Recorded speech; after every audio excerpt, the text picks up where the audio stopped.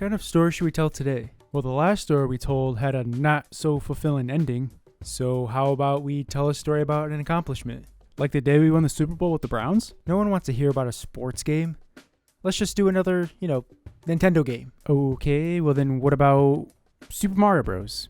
Can't get any more Nintendo than this. Yeah, now we're talking. The perfect story about an accomplishment. Today's story is about the day we finally discovered the glorious feeling of popping Mario Bros into our NES. What we thought was going to be a short, enjoyable trip to the retro age quickly turned into a strenuous expedition to beat the game no matter what. We experienced the emotions of joy and excitement, which led to full of frustration and determination. Playing Super Mario Bros. For the first time is an experience that's impossible to replicate, and one that we wish we can go back in time to relive. If you're a fan of Nintendo and you haven't played Super Mario Bros. Yet, then maybe you should consider retiring your beloved Nintendo Gamer Certificate that's proudly displayed in your room. Why? Because it's Mario. What do you mean why? You're not a true Nintendo gamer if you haven't beat this all-time classic. You're a fraud and a lie. You should be ashamed of yourselves. This game will change your life, just like how this game helped change the life of gaming when it was released in the US in 1985. The launch of the Nintendo Entertainment System practically saved video games after the video game crash of 1983. This recession made video games nearly vanish after the industry dealt with the market saturation of home consoles and an overabundance of poor quality games. Nintendo, who were developing arcade games at the time, decided to take a swing at creating their own video game home console, the Famicom, in 1983. It sold really well in Japan, and they decided to take a shot to sell it in the US, even though stores were too afraid to sell home consoles at the time. Due to a few refreshing marketing strategies, such as naming the product an entertainment system and not a home console, it blew up here in the United States. The US launched 17 games with the system in 1985, and one of those games was the beloved all-time classic Super Mario Bros. Throughout our lifetime, we somehow skipped out on playing this masterpiece. We played a bunch of other 2D Mario games, but it wasn't until we were 21 years old when we finally sat down and played it for the first time on June 30th, 2017. On a cold Christmas in 2013, our older brother gave us some money for us to use to buy a bunch of games, and Super Mario Bros. Found its way into the haul. A few years go by, and the two of us had a game night accompanied by burgers, fries, mozzarella sticks, and milkshakes. We couldn't ask for a better group of friends. Oh yeah, and our two dogs were here to hang out, Maggie and Lily. Super Mario Bros. Ah, what a classic start screen. All that's left to do is for Mike to press start and this journey is underway. And here we are, one of the most iconic scenes in video games. Hit the first block, dodge the sneaky little Goomba, and grab the mushroom. Dang, it's almost as if this wasn't your first time playing this game. Well, this may be my first time playing the NES version, but my first time playing Mario Bros. Was actually on an arcade cabinet. When I was really young, my dad took me to the dentist to get a cavity filled, probably from all the dum-dums I ate. And in the waiting room, there stood a Super Mario Bros. Arcade machine. Of all the places for me to play Mario Bros. For the first time was at a dentist. It took little to no convincing to my dad to let me play. He answered a quarter and said, "How about you jump and I run?" Yeah, alright. We ended up dying to that sneaky little Goomba. Attempt number 2, same outcome. I was the only patient in the room, so the fun shortly ended when my name was called. So at least I was able to pass the Goomba with ease this time around, along with the rest of level 1. World 1-2 is next, and I handed the controller off to Matt. I was off to the races and didn't look back. It was like I was being hunted down by a pack of wolves. I mean, just listen to those hard button presses. I was on a mission and ended up skipping out on a couple important blocks, like hitting coins, the star, and the 1-up that's secretly placed on the top row of blocks. I also skipped the infamous warp zones. The warp zone is located past the pipe that leads to the end flag. Jump your way to the top of the last row of blocks and voila, you can skip to worlds 2, 3, and 4. We were aware of these beloved warp pipes, but the two of us made a pact. Mario, no warping. We wanted to beat this game fair and square and experience all of the levels. So, with that being said, I went through the no cheating pipe and straight to the flag. Pop the champagne bottles, boys, because we both beat our first Super Mario Bros. Levels. Oh wow, our parents would be so proud of us. Quick, let's run upstairs from the basement and tell them. Wait, on second thought, maybe we shouldn't since, we're fresh college dropouts playing a 30-year-old video game in their basement. Let's continue. World 1-3. Hate this one. If you're afraid of heights, you'll probably die here a lot, like us, because your anxiety will spike and cause your body to freak out and miscalculate jumps. It's one of those levels that make you look like this for the majority of the level. At least the height Mario gets is good, so we're enjoying the game. And hey, once you pass it, that means you made it to the first castle, 1-4. Oh man, this first jump blows ass. Good luck getting the power up here too. get past all the other bullshit and face up against Bowser himself. Why are we fighting him? Hold on, let me look this up. Okay, so the kingdom of the peaceful mushroom people was invaded by the Koopa. Mushroom people were turned into mere stones, bricks, and even plants. Princess Toadstool is the only one who can save the kingdom, but unfortunately she's held captive in the hands of the Great Turtle King. Mario, the hero of the story. Maybe. Wait, what? Maybe, wait, what's that supposed to mean? Why is it in parentheses? Anyway, Mario sets out on a quest to free the Mushroom Princess from the evil Koopa. So those blocks we hit earlier were mushroom people? Oh my god, we're so sorry. We gotta end this once and for all and defeat Bowser. Thank you, Mario, but our princess is in another castle. Toad, dude, whose side are you on? Okay, so we make it to the second world, and then everything goes to hell in a matter of seconds. 2-1 is maddening. This was a level that we got our first game over, and it's all thanks to this. Fuck trampolines. These are the worst. Your first time ever encountering these merciless pieces of junk will make you wish you grew up playing Sega instead of Nintendo. You'd have an easier time solving a Rubik's Cube faster than understanding the concept of how these damn things function. How? Tell me how that didn't work. I had at least 5 perfect sync jumps, and when it was finally time for me to put my balls on, I somehow screwed it up. And great, the timer is rapidly ticking down to 0. We just didn't understand how it worked. So in order to perform a trampoline jump, you gotta press A when Mario's at the bottom to get that sweet liftoff. Or just hit the hidden block to save you from all the unnecessary stress. Your call. Next up is a water level. Fuck water levels. Okay, so nobody likes water levels. That's a given fact. But this one isn't that bad. These bloopers seem like such a pain and appear to want nothing but to kill you. Don't worry about them. They think they're all tough, but bail as soon as they get near you. All talk, but nothing to back it up. Don't worry about getting these coins either. Just like terrible Nintendo takes, they're bait. 2-3. Just run. We make it to the second castle for our rematch against Bowser. Either wait for him to jump and run underneath, or take the easy route and break these blocks if you're Big Mario and run over top of them. Yeah, we knew Toad was going to be here. Before playing this game, we knew that Toad is famous for his little trolling that he does. He tells us to screw off again, and on to World 3 we go. The first level here is pretty neat because it's night out and the pipes are silver instead of the iconic light green color. Pretty fascinating stuff. Yeah, that may seem cool and all, but can you explain the situation that we're in right now? Oh my lord, look at these Hammer Bros go. What did we ever do to you guys? I mean, sure, we get you're under contract with Lord Bowser and all, but could you guys at least go a little easy on us? And what's this? Oh, come on! A trampoline immediately afterwards? No thanks. Although this whole catastrophe can easily be avoided if you get the secret star and just run over the trampoline. Getting the hitting 1-up as well would have been helpful too, but we were inexperienced and had no idea where any of the 1-ups were concealed, aside from maybe like 1. Speaking of 1-ups, at the end of this course, you can perform one of the oldest tricks in the books and get an infinite amount of lives. We didn't attempt this though and just kept moving forward.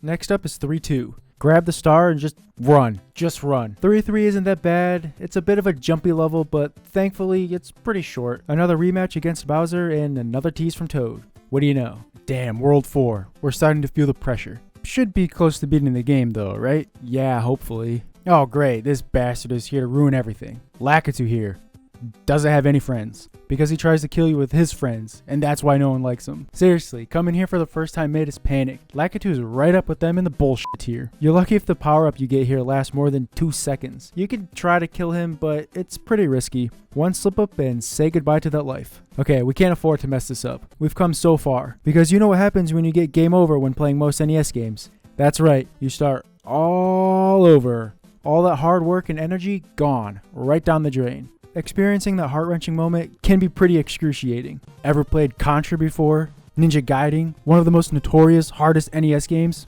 See? Literally impossible to play. Okay, Matt, just avoid the spinies and we'll be alright. Yeah, I know. Ooh, watch out! Yeah, I got it. Wait, just use 2-3 and 3-2 logic. Run.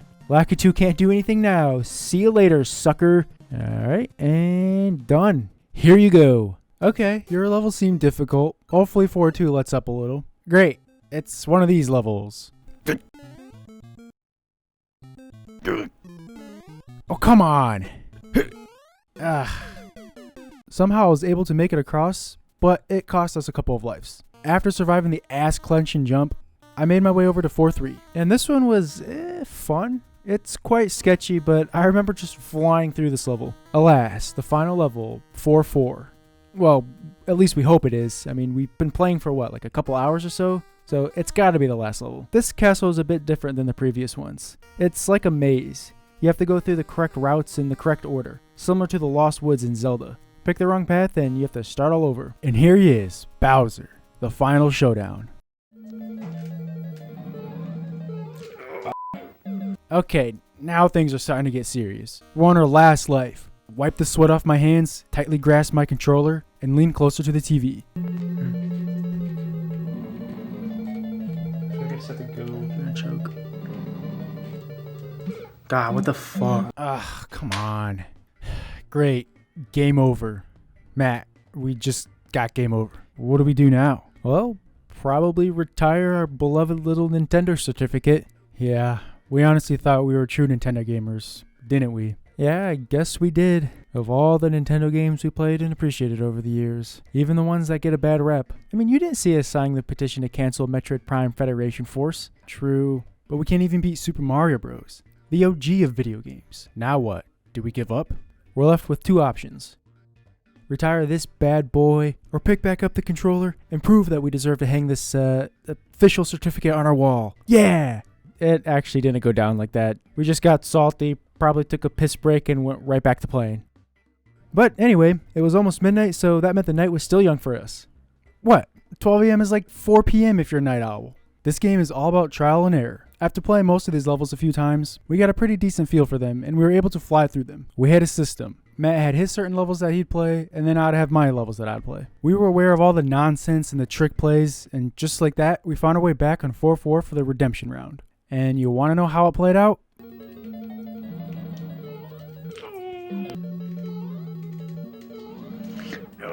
Yep, we got game over again and busted out the six-pack. You know, to help ease down the stress. Okay, so what are we doing wrong? Well, for one, freaking out doesn't help. But what would make this easier? Oh, I know. A power-up. Duh. So looking back at every one of Mike's attempts, he fought Bowser as Small Mario. So we made a plan, and the plan was as followed. Obtain the Power Flower, and don't get hit. Simple. We followed that game plan to a T, and 15 levels later, here we are again.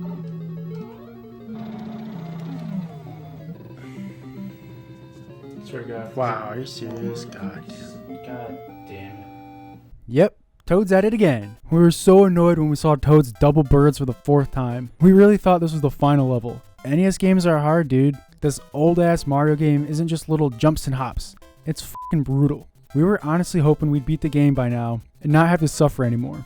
It's one of those games where if you die a little inside. You lose all hope as your sanity slowly deteriorates. Toad, man, why do you gotta keep doing this? Might as well keep going. Mike lets me take over after being bummed out, and luckily 5-1 wasn't that bad. But 5-2 is, an ass level. Right away you're face to face with a trifecta of ass. Bullet bills, straight to trampoline, and finally a hammer bro.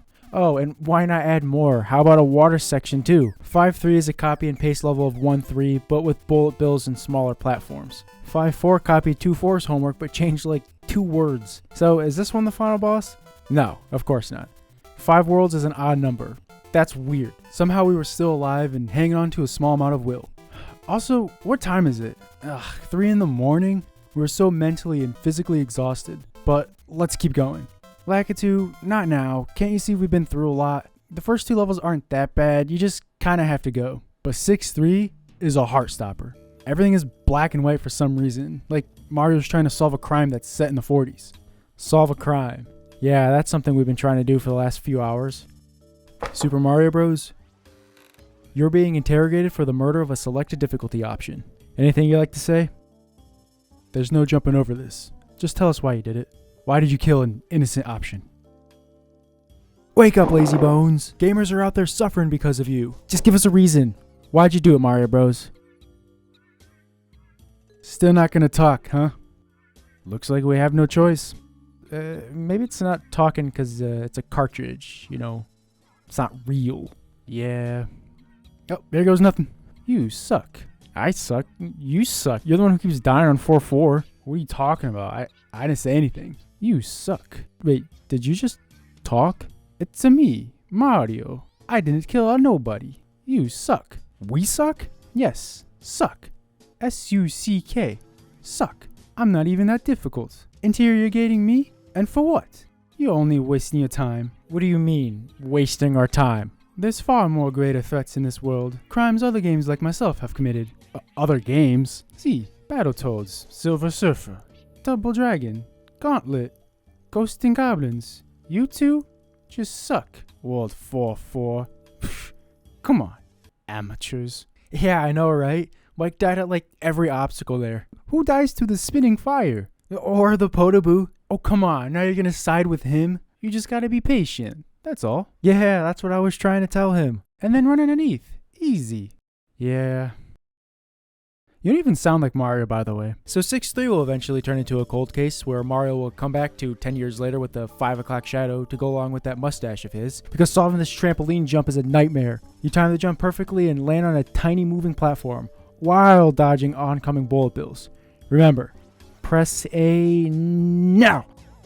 Looks like this case is solved, boys. Can this please be the final level? It's an even number and we went through so much. Just please. Come on. It's gotta be. What the fuck are you gotta be kidding me? World 7, boys.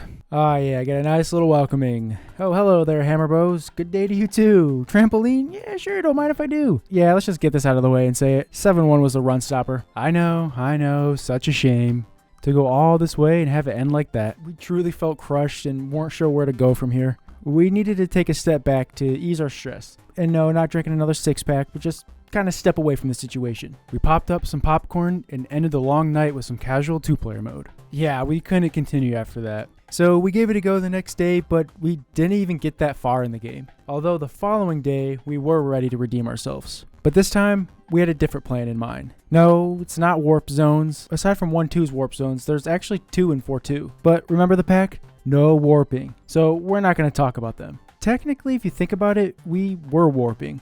You see, there was a major flaw in this little system of ours of rotating levels. We weren't actually getting the full true experience. Sharing controllers means skipping out on levels. It's like a mini warp zone where you skip every other level. That's one benefit of being twins. Split the work. Yeah, I don't even know what playing 2-1 feels like. Matt always played that one. So we made the decision to play the entire game for ourselves. And it was so much better this way. The movement was 10 times cleaner. We felt the momentum and it carried over right to the next level. We're more dialed in and we're able to pull off precise movement and jumps more consistently. The gameplay felt smoother and there was a sense of urgency in the air. The air was also thick and weighed down on us more because the pressure was a lot to handle. Just how it should be. Playing the levels that we both skipped out on took a little getting used to as well, but it wasn't that severe. We focused on getting as many coins as we could to give us 1-ups and also made sure to collect a few that we knew were hitting. And we were actually getting so used to the game that we barely lost our lives. There were a few slip-ups that we made along the way that ultimately led to resets, but a majority of lives lost came late game, like 7-1.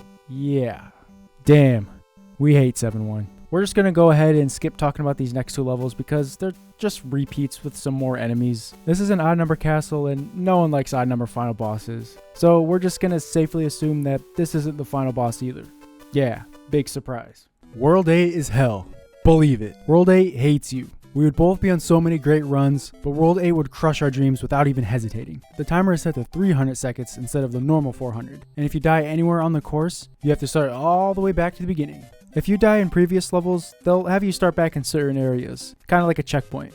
So dying here can feel pretty demoralizing. Like in 8-1, there's these stupid gaps that make you not only clench your ass cheeks, but your entire body. Forget ab workouts, this level works the core just fine. But if you're not into the whole getting into shape thing, then we suggest the easy way out, aka the workout shortcut. As crazy as it may seem, simply run across like a madman. You'll still lose a couple 100 calories from some of the other jumps, but there's no skipping out on the workout that A2 has in store for you. Yeah, but before you get to it, you gotta find a way to get past Lakitu, your uninspiring friend who has no motivation and any ounce of aspirations at all, creating a negative influence on you to want to do the same. If you don't have a fire flower, then yeah, chances are you're gonna end up like old buddy Lakitu and sit in your room all day and do nothing. Can't skip leg day, so hit the trampoline for the 1-up and guide it to you. Ah yeah, some nice healthy greens. And here it is. The jump. Forget this crap. A workout cartridge or Super Mario Bros is fine. No equipment necessary, other than your controller and a chair that leans forward for that nice gamer stance. It's not easy at first. You gotta get it just right. You need that right momentum and precision. Getting the timing down was extremely infuriating. Clench your entire body until you turn into a Greek god. Congratulations, we did it. Now time for the hardest level. That is if you're not equipped with the fire flower. Hammer Bros there to there, Hammer Bros from here to here. Hammer Bros are everywhere. Here are some who like to kill our runs. They kill for fun. Relax, this level's only just begun. Some are fast and some are slow. Some are high and some are low. Not one of them is like another. Oh come on, go fuck your mother. Now we made it to the end. Just look at these jumps. So hard to comprehend. 1 jump, 2 jumps. Fuck this one and fuck that one. World 8, Level 4. This has to be it. Trying to navigate through this castle for the first few attempts was a bit challenging to say the least. Mike had a pretty hard time on his first attempt here. Yep, choked and jumped straight into the fire pit at the very start. Game over. We've already navigated a couple of castles with mazes, and the whole going through the correct path thing. Well, this is one of those, but not as straightforward. You gotta go through certain pipes and find hidden blocks to jump into pipes. There's cheeps? Why? Oh, because there's a water section with spinning fire and bloopers. Yeah, that's logic for you. Yeah, Matt always had trouble here. Yeah, I did. I would either die here or lose my power up. Swimming towards the ground is easier if you're small. Scaling the surface is better if you still have your power up. Oh man, and losing your power up here too is a huge kick in the sack, because before you face Bowser, you gotta get through Bowser's last line of defense. His second-hand man. His most trusted and powerful hammer bro. We call him the Hammer. Having your fire flower is so critical at this point. I somehow clutched it out and ran underneath him and past the Potaboo. And here I was, face to face with Bowser, with no ledges to run on top of, no power-ups, and no fear. Who am I kidding? I had very little hope. No, I gotta be confident. Wait for it. Ah, fuck it, I'm going.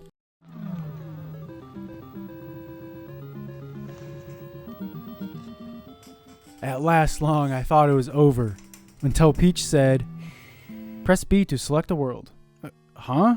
So, did I beat it, or is there more to it? Is Peach working with Bowser too or something? I mean, just listen to me, I was so confused. Push B button to select a world, but this is it. What do I do? But no, thankfully that's the end of the game. This just means you can now play in hard mode.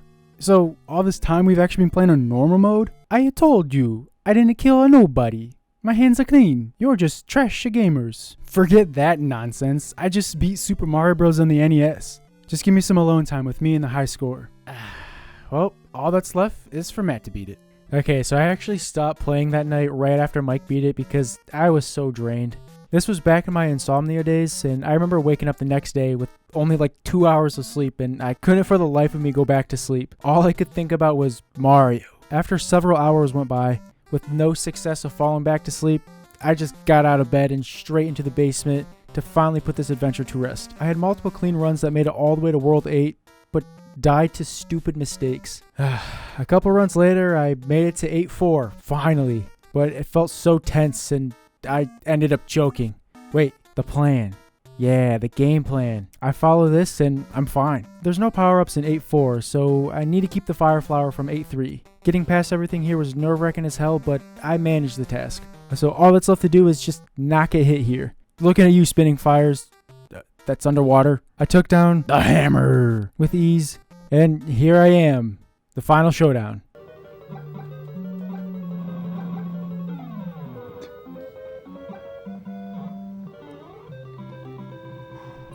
It's over. I felt nothing and had nothing to say. I just put the controller down and sat in astonishment. We did it. We beat Super Mario Bros. On the NES. For some reason, this felt like such a huge accomplishment. Maybe it's because we didn't grow up in the old retro days and didn't play a lot of NES games. Beating the original Super Mario Bros. Just felt cool. After persevering through this stressful journey and fighting back looming tears of rage, we found ourselves really appreciating this game and the challenges that it brought. It's an experience that we'll never forget. The 35th anniversary was during 2020, and Mario 35 was released on October 1st to celebrate. Although short-lived, we were addicted to it, and it made us enjoy Super Mario Bros. Even more. Well, I guess that means we do deserve this certificate of gaming. Looks like we aren't going to be known as embarrassments to this family. That is, until we play Battletoads for the first time.